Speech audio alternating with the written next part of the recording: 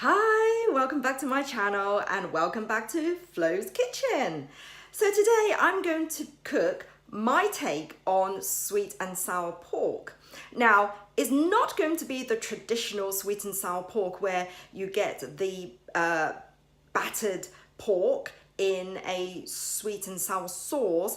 It's going to be more pork loin steaks, which I will use, which will be braised, and it's going to be really juicy and tender, and I will use a sweet and tangy tomato sauce that goes with it, and it's definitely a family favorite, so very appetizing, and I hope that you guys will like it too. Okay, so the ingredients I'm going to use today are pork loin steaks.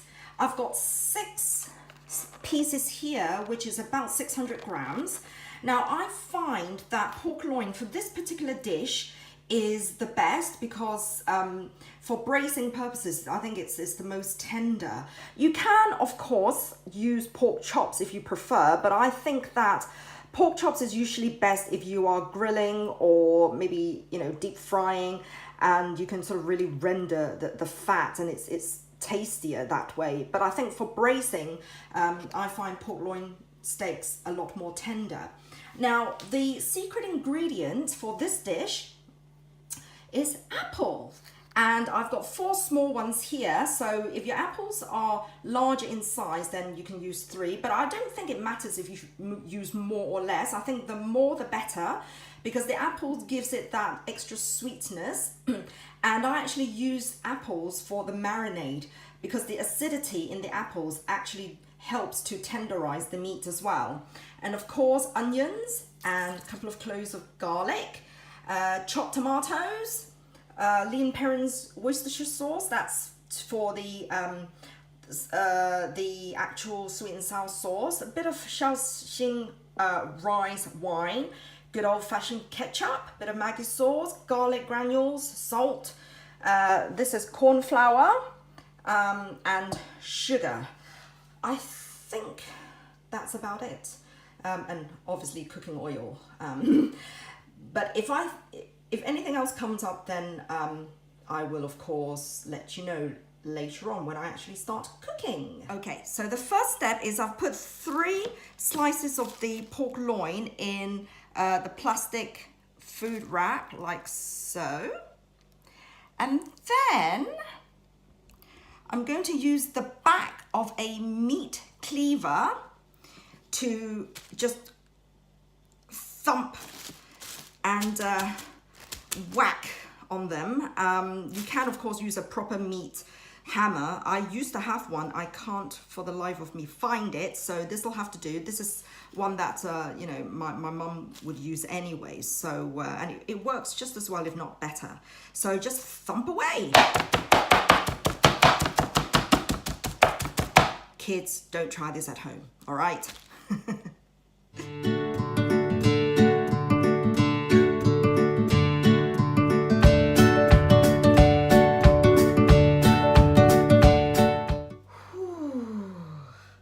Well, after that workout, you should be left with something that resembles this. Okay, and you'll notice that I've actually trimmed off a lot of the excess fat as well. It's because of the way that I'm going to cook it, which is more braising rather than deep frying or grilling. I think it's not so nice if you get sort of the bits of the chewy fat, because if I was going to deep fry or grill, the fat can be rendered and it'll be really nice and crispy. But in this case, because I'm using the braising technique, it's not so nice to get the fatty bits. So for me personally, I just prefer to trim off the fatty bits, okay? But of course, if you like the fatty bits, then by all means, leave it on. Okay, so I'm going to start marinating the meat. Start with some salt, just sprinkled salt. Again, if you've watched my last cooking video, you'll know that I don't tend to measure my ingredients so much. I tend to do everything by freehand and just kind of season as I go along, really, and just adjust the seasoning according to taste. Right, so next I sprinkle some garlic granules on there. Ideally, if you can get hold of garlic salt, which is basically the two combined, then that would be perfect.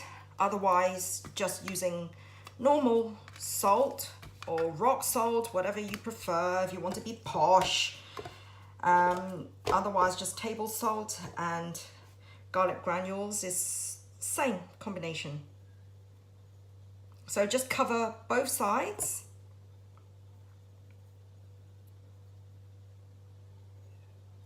Like so.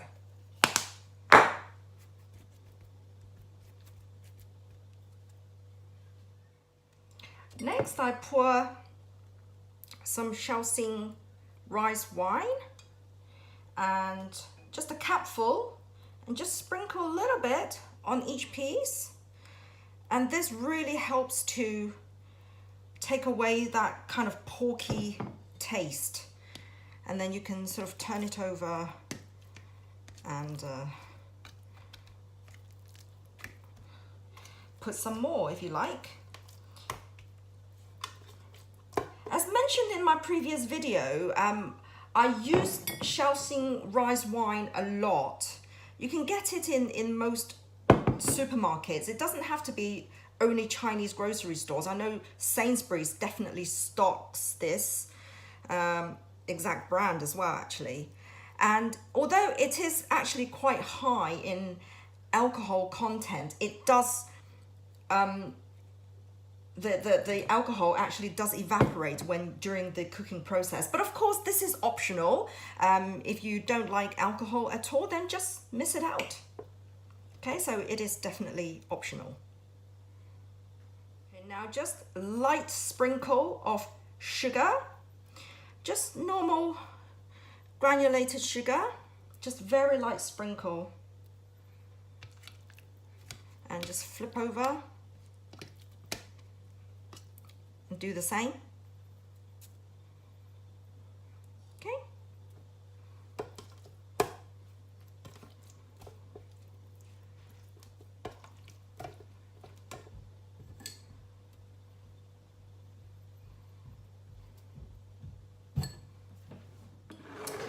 One important ingredient I forgot is oyster sauce. Sorry about that.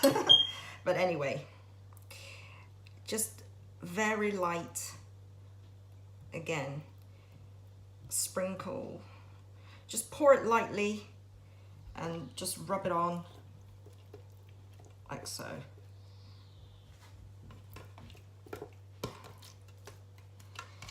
You might think this is going to be really salty, but I promise you it will not.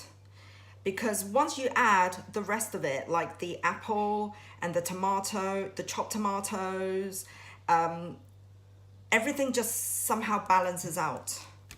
So you really want all of this to soak into the meat.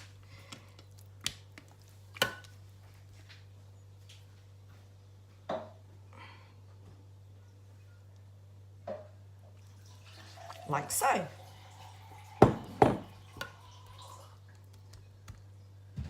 Okay, now some corn flour. And again, the purpose of corn flour is just to also tenderize the meat as well, because I will pour some water over it, and it's the corn flour mixed with the water solution. It really does just kind of coat the meat, and yeah, it really does help with tenderizing the meat as well. Just coat it like so.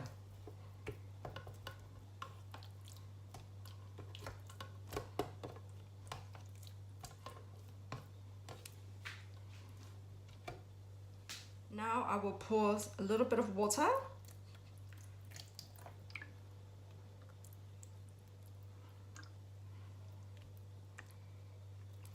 And just so that it will just sit, the meat will just sit in this sort of cornflour water solution before I add the final ingredient. Okay, so I'm just going to chop up the apples.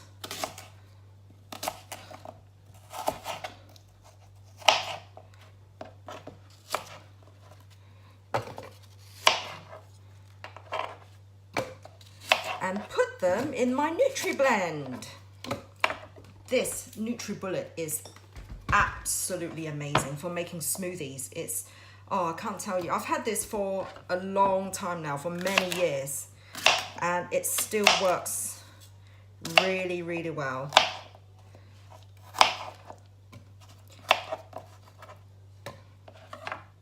Right, so pour some water in there. Roughly up to about here, and blitz away. So let's blitz away.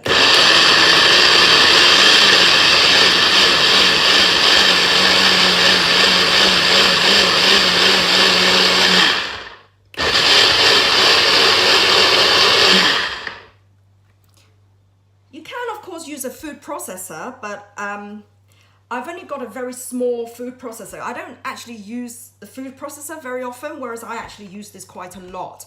So it's just easier for me to wash as well. So once you've blitzed this, you then pour it over the meat.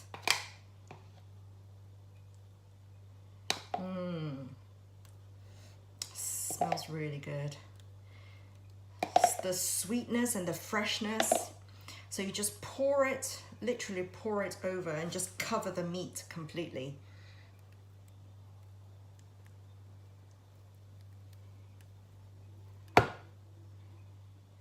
So the apple, the acidity in the apple will further tenderize the meat.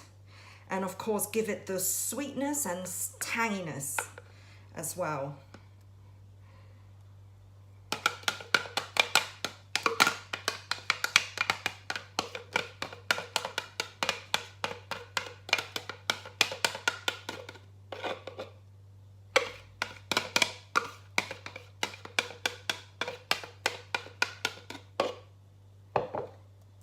Just completely coat it like so.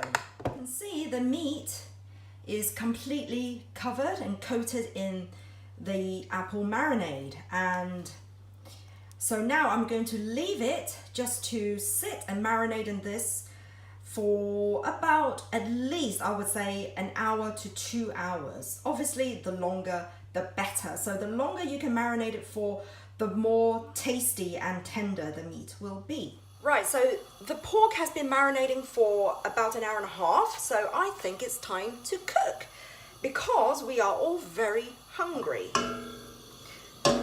Right, so as usual, clove of garlic just to infuse the oil.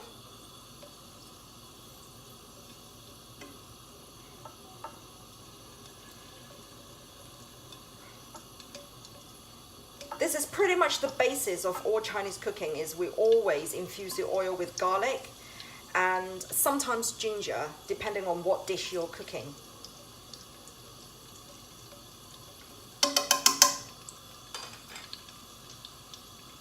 Right, so now the garlic, you can see, has turned to a sort of golden yellow, and that means the oil will now have a very nice flavor. So I will now add the pork into the pan.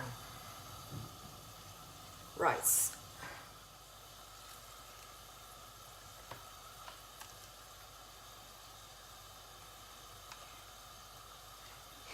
You'll see I'm wearing my marigold glove because it will actually spit and slap a lot.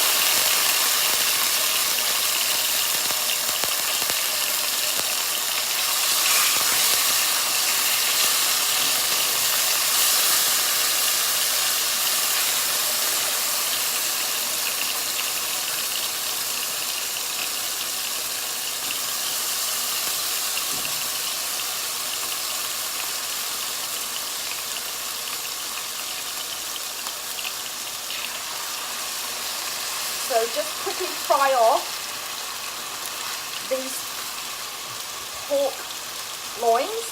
Just cook it through and then we'll take it off the heat.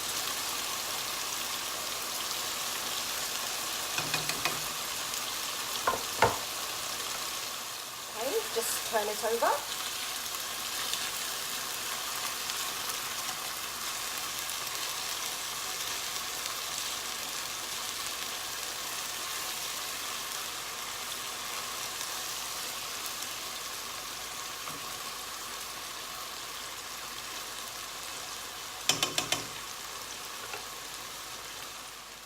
Okay, the pork has been cooking for a few minutes. I'm just going to remove it from the pan and just put it aside.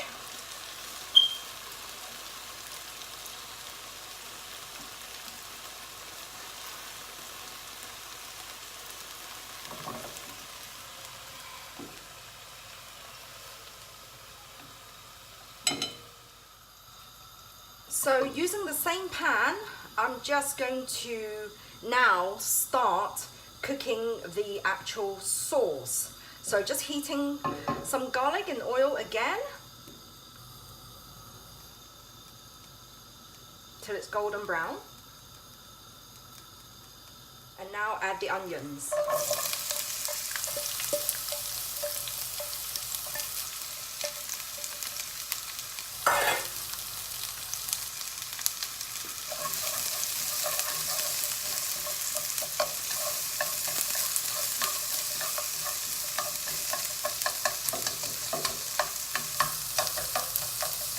Separate them.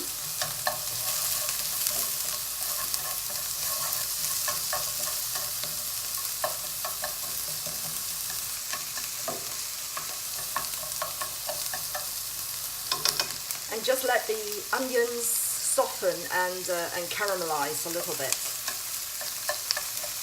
Yep, just sweat the onions out. Okay, now you pour the chopped tomatoes in.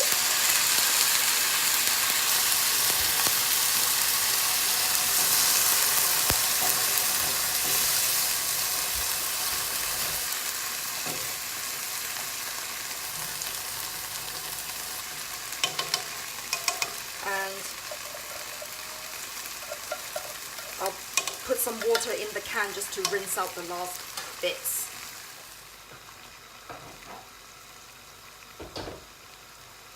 I actually had a couple of tomatoes left in the fridge, so I just thought I'd chop it up and put it in there as well. Waste not, want not.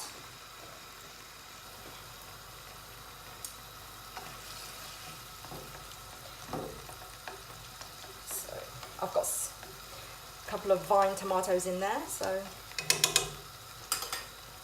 Right, so some sugar, a couple of teaspoons. Stir it a bit.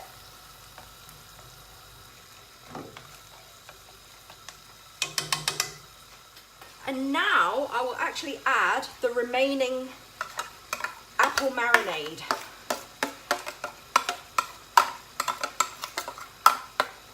So you can see there's actually quite a lot left over. So just add that to your sauce.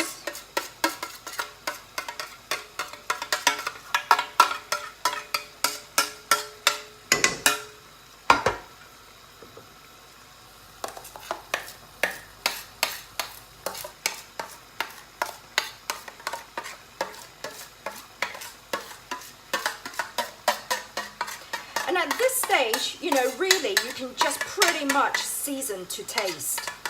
So if you think it's too sweet, then you add a bit of Worcestershire sauce to give it that kind of slightly tangy sourness. If it's too thick, then just add a bit more water. So really, like I said, this is the part where you just literally taste as you go.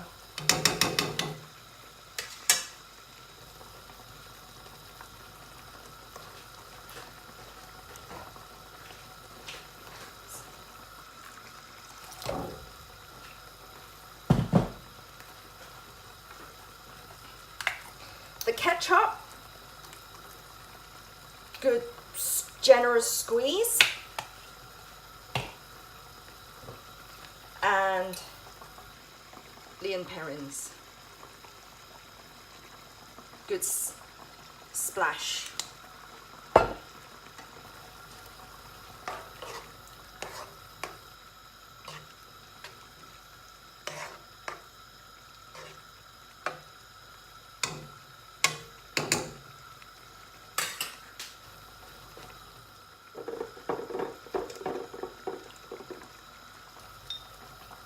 Just a few drops of Maggie sauce.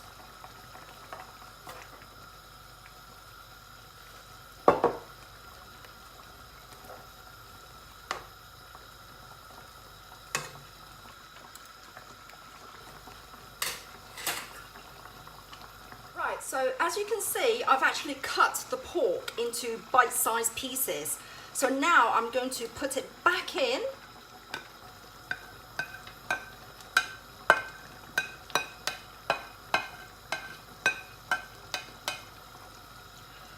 And let it simmer in the sauce.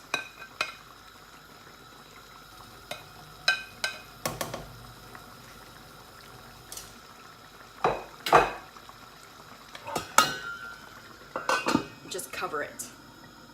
Okay, I think now it's ready to be served.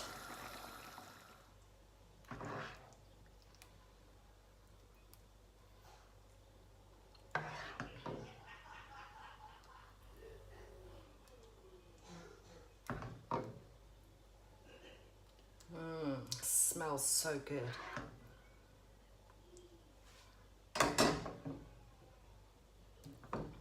Finally, garnish it with some spring onions.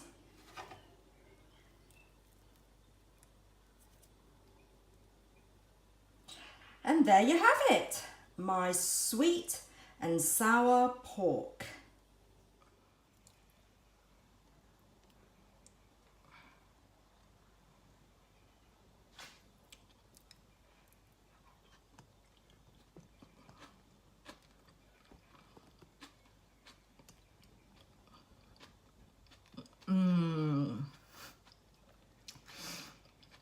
So tender, sweet and tangy, and the sauce is just so appetizing.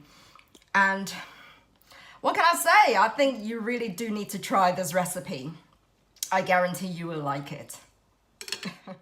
Thank you so much for watching, and I hope you enjoyed this video. If you did, please give it a thumbs up and don't forget to subscribe. Until next time, take care.